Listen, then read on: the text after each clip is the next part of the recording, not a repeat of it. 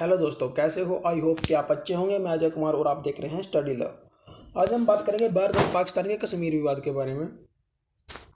ये विवाद हमेशा ही न्यूज़ में रहता है दोस्तों। इस पर वेरियस मैगजीन और न्यूज़पेपर में आर्टिकल्स छपते रहते हैं। यहाँ पर आर्टिकल है नेशनल ज्योग्राफी का, the Kashmir conflict, how did it start. तो देखते हैं कि ये कैसे स्टार्ट हुई और ये क्या है दोस्तों। तो पहले देखते हैं मैप में भारत और पाकिस्तान कहाँ पर लाई करते हैं। तो दोस्तों, ये है हमारा प्यारा भारत और ये है पाकिस्तान और ये है जम्मू कश्मीर दोस्तों, जो विवाद बना हुआ है दोस्तों। और ये हमारा प्यारा तिरंगा और ये है पाकिस्तान का नेशनल फ्लैग। तो आइए देखते हैं कश्मीर विवाद कैसे बना। तो 1947 में इंडिया का पार्टीशन हुआ दोस्तों, दो देशों में, भारत और पाकिस्तान में। और जो हिंदू बहुल क्षेत्र था वो भारत बना और मुस्लिम बहुल क्षेत्र पाकिस्तान को दिया गया दोस्तों। तो महाराजा हरि सिंह साल 1947 के दौरान यह चाहते थे कि बंटवारे के बाद कश्मीर ना तो भारत में शामिल हो और ना ही पाकिस्तान में। तो दोस्तों, ये हैं उस समय कश्मीर के महाराजा, राजा हरि सिंह, जो डोगरा राजा थे।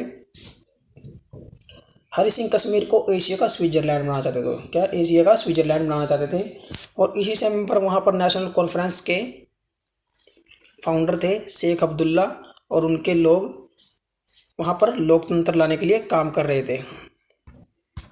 लोकतंत्र लाने के लिए दोस्तों काम कर रहे थे।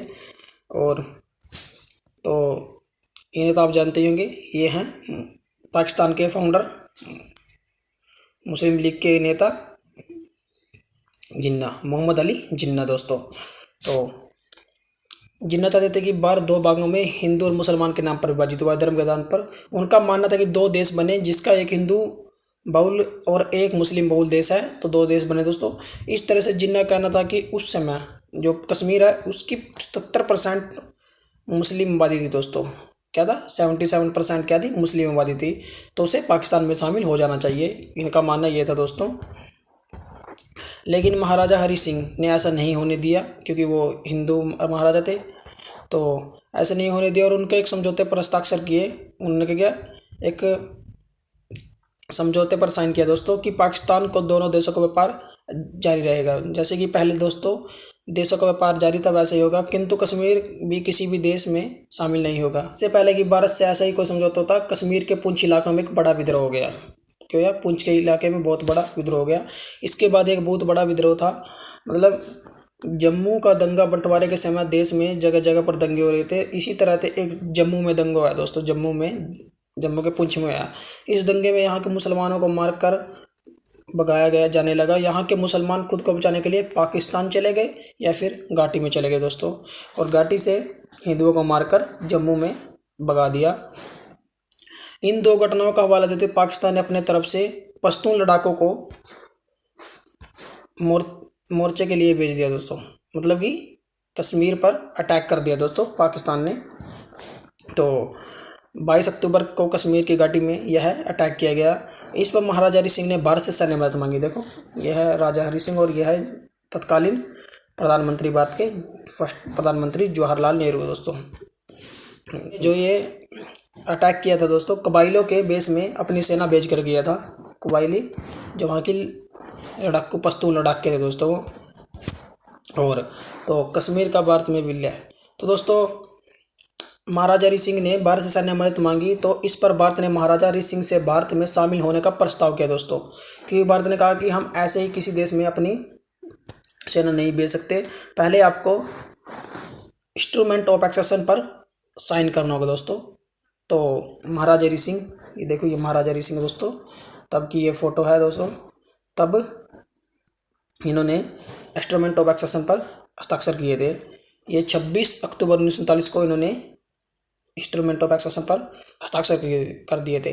पाकिस्तान का रवैया सही नहीं है, इस एक्सेशन पर पाकिस्तान का रवैया सही नहीं है दोस्तों। वैसे मानता है कि यह एक फोर्सली साइन एक्सेशन है दोस्तों, वह इस पर सहमत नहीं होता। और वह कहता है इसमें कश्मीर के लोगों को कोई मत नहीं दिखाई देता। और यह दबाव में करवाया गया है।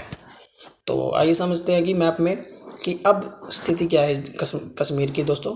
तो ये पूरा कश्मीर है दोस्तों, ये 1947 की कश्मीर रियासत है दोस्तों। ये इंडिया के कंट्रोल में है दोस्तों, फिलहाल ये इंडिया के कंट्रोल में है। और ये इसे हम कहते हैं POK, पाक ऑक्युपाइड कश्मीर दोस्तों। ये ग्रीन जो भी है ये दोस्तों, ये पाकिस्तान के कब्जे में है दोस्तों। 1947 से ही पाकिस्तान ये अक्साई चीन है दोस्तों।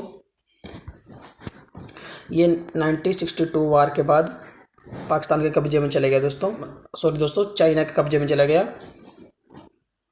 चाइना ने इस पर कब्जा कर लिया दोस्तों 1962 वार में। और तो फिलहाल भारत के पास ये है दोस्तों। और ये सक्संगम वैली है दोस्तों, ऑरेंज रंग में। तो ये पहले पाकिस्तान के पास ही थी, गिलगिट बाल्टिस्तान के साथ, बट 1963 में पाकिस्तान ने चाइना को इसे गिफ्ट कर दिया दोस्तों। और ये जो येलो है दोस्तों, ये है सियाचिन ग्लेशियर। 1982 में भारत ने इस पर भी कब्जा कर लिया दोस्तों। तो फिलहाल भारत के पास ये एरिया दोस्तों भारत के पास है, जो इस एरिया का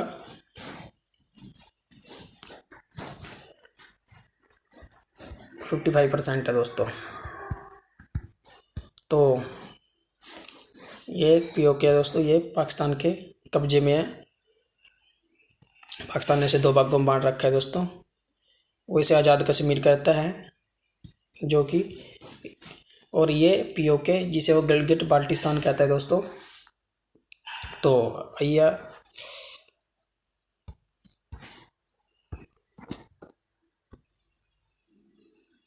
एक्सेशन के बाद क्या हुआ दोस्तों, ये देखते हैं। एक्सेशन के बाद हुआ साल 1947-48 की लड़ाई दोस्तों। तो हुआ यही कि पाकिस्तानी सेना को बाहर निकालने के लिए भारत ने जम्मू कश्मीर में एक युद्ध लड़ा, और भारत ने बहुत हद तक पाकिस्तान सेना को बाहर निकाल भी दिया था। इस समस्या को लेकर अगर भारत 1948 यूनाइटेड नेशन में नहीं जाता दोस्तों, तो हम पूरा कश्मीर अपने नियंत्रण में कर लेते। बट यह उस समय की गलती मान जाते दोस्तों। यूनाइटेड नेशन ने इस पर एक कमीशन बैठाया, जिसका नाम था United nation commission for India and Pakistan. तो यूनाइटेड नेशन ने इस पर एक कमीशन बैठाया था दोस्तों। और यूनाइटेड नेशन ने इस कमीशन से एक रेजुलेशन अडॉप्ट किया। उसने एक रेजुलेशन किया दोस्तों, जो 3 कॉन्स्टिट्यूशन नॉन बाइंडिंग स्टेप्स थे दोस्तों। मतलब कि 3 स्टेप्स थे दोस्तों, तीनों स्टेप्स होने जरूरी थे। अगर एक नहीं होता तो कोई सा दूसरे भी नहीं होते। तो दोस्तों वो अब यही पाकिस्तान को इसमें, तो पहले देख लेते हैं कि ये स्टेप्स क्या थे। पाकिस्तान को कश्मीर में अपनी सेनाएं तुरंत हटानी थी। पहला क्या करना था, पाकिस्तान ने अपनी पूरी सेना वहाँ से हटानी थी दोस्तों कश्मीर से, और भारत को सिर्फ व्यवस्था बनाए रखने के लिए कुछ सेना रखनी थी। और फिर ये होता है एक जनमत संग्रह, एक प्लेबिसाइट होता दोस्तों। उसके बाद तो खैर की हो गई, पाकिस्तान ने अपनी कश्मीर से तुरंत सेना हटाई ही नहीं दोस्तों। तो वहाँ से सेना हटी ही नहीं पाकिस्तान की, तो ये 2 स्टेप्स हुए ही नहीं। तो तब से यह समस्या आज ही ऐसे ही बनी हुई है। और तो यूनाइटेड नेशन ने युद्ध के बाद जो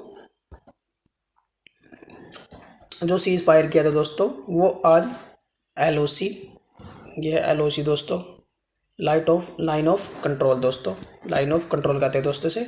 और ये LAC है दोस्तों, इसे लाइन ऑफ एक्चुअल कंट्रोल कहते हैं दोस्तों, लाइन ऑफ एक्चुअल कंट्रोल। ये लाइन ऑफ कंट्रोल है, ये लाइन एक्चुअल ऑफ कंट्रोल, ठीक है दोस्तों।